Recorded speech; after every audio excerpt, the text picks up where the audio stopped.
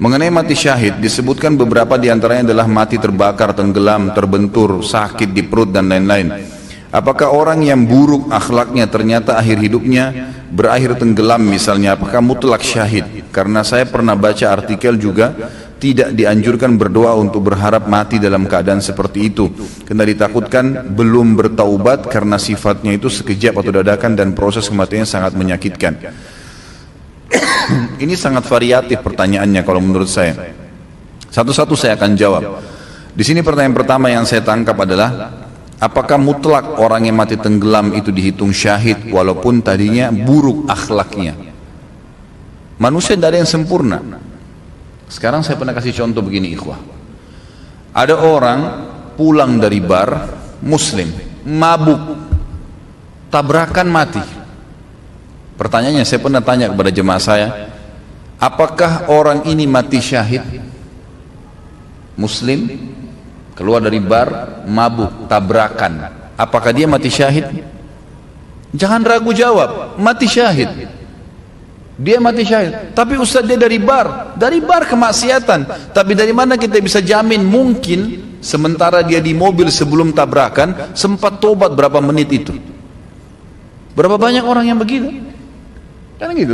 Mungkin dia tahu tobat itu hitungan menit ikhwah. Nah, kawan sekalian, iya kan? Misal, ya Allah, kenapa tadi saya lakukan? Kenapa? Dia mungkin nangis terus tabrakan mati. Karena banyak orang yang mabuk setiap malam. Berapa banyak di Jakarta yang mabuk setiap malam tidak tabrakan tuh? Pulang tidur nggak apa-apa. Iya kan? Dari sekian banyak yang mabuk, berapa orang yang tabrakan? 1-2 orang. Memang jelas tuntunan syariat kita orang yang tabrakan mati syahid. Tetapi kata para ulama dipertemukan juga dengan keadaan hal-hal yang memang dalam agama bisa menolak syahadah itu, seperti misalnya orang dalam keadaan kafir, orang itu munafik, lain.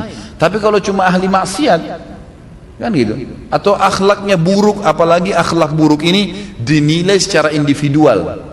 Misal saya secara pribadi karena nggak suka, dia kadang-kadang nggak tegur saya anggap akhlaknya buruk, lalu kemudian dia mati tabrakan misalnya, atau tenggelam. Lalu saya bilang dia tidak syahid karena akhlaknya buruk. Nggak bisa, tolok ukurnya dari mana? Anda yang menilai pribadi. Mungkin saja itu dia tidak tegur, mungkin dia lihat ada maslahat. Mungkin saya pernah, waktu kemarin baru bimbing umroh ini saya balik, ada satu jemaah saya berpapasan dengan saya, subhanallah. Saya kalau tidak salam dia nggak tahu. Assalamualaikum Pak. Baru dia balik, Ustaz, gitu. Baru dia balik. Berpapasan di Masjid Nabawi. Subhanallah, saya terus bertanya, kenapa ya Bapak ini nanti saya tegur baru dia tegur. Ada apa sebenarnya? Dia duduk dengan saya pada saat lagi makan di restoran di hotel di Madinah. Kemudian saya sempat ngobrol-ngobrol tentang masalah operasi lasik. Saya kan pernah pakai kacamata dulu, kemudian saya operasi di Malaysia, alhamdulillah berhasil gitu kan. Kemudian saya bicara, dia pakai kacamata orangnya. Setelah bicara masalah lasik, dia bilang akhirnya, Ustaz, saya ini kalau dari jarak dekat, apalagi kalau jauh nggak ngelihat orang.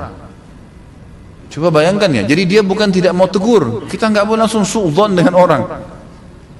Ternyata dia nggak lihat, dan saya memang tetap cuma bertanya, kenapa orang ini ya? Tapi tetap saya ramah, saya nggak ada masalah. Sampai Allah akhirnya berikan gambaran kepada saya, ternyata memang dia tidak lihat. Dia bilang, itu waktu Ustaz tegur saya di masjid.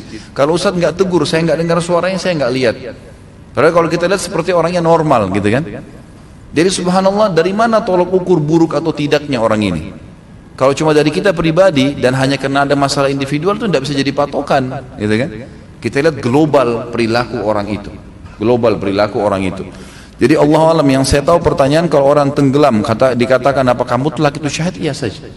Pertanyaan yang saya paham dari pertanyaan ini yang kedua adalah, kalau seandainya di sini ada artikel yang mengatakan tidak boleh orang berdoa agar mati dalam keadaan seperti itu. Memang betul.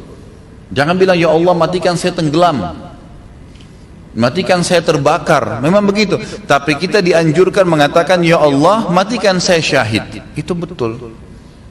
Kata Nabi SAW dalam hadis sahih, man talaba syahadata bisidq ballagahu Allahu manazila syuhada wa in mata ala firashi.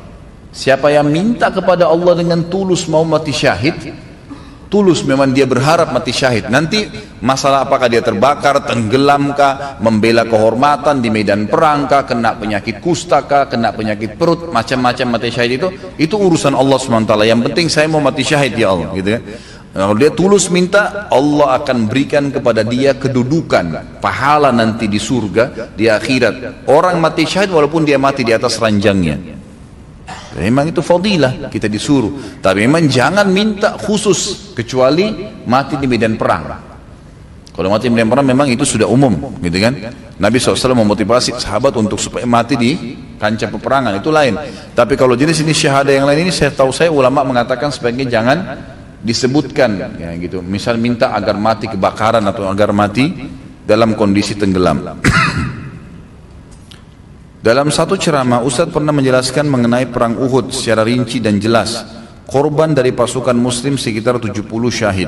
Beberapa di antaranya wafat terbunuh, tidak disengaja, oleh sesama pasukan muslim karena kondisi peperangan yang sangat kacau balau. Yang saya tanyakan, apakah pasukan muslim yang wafat karena terbunuh oleh sesama muslim dapat dikatakan juga mati syahid? Jawabannya iya. Jadi kalau dia terbunuh di kancah peperangan dan kesalahan seorang muslim, karena dia sudah niat keluar berperang, maka matinya mati syahid.